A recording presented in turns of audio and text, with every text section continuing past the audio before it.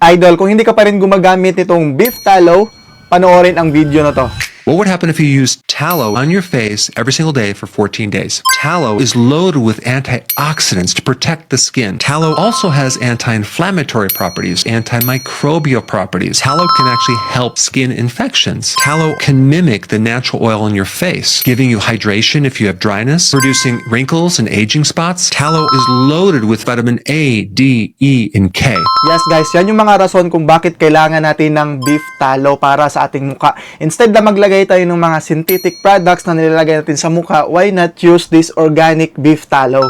At saka guys, ganyan yung consistency ng beef tallow, ganyan. Ang gawin mo nito guys is ilalagay mo lang sa iyong mukha, ganyan lang. Tapos hayaan mo siyang mag-set. Yan. At guys, wala siyang amoy. Talagang neutral yung kanyang amoy. At sa unang lagay mo dito guys, akalain mo talaga na siya, na oily siya. Oily yung feeling. Pero guys, kapag nag-subside na itong beef tallow sa ating mukha guys, sobrang ganda ng effect nito. Blooming na blooming kang tingnan guys kapag ito yung gamit-gamit mo. So guys, ganito yung magiging resulta pagkatapos yung mag-apply nitong beef tallow. Ayan. Sobrang ganda guys.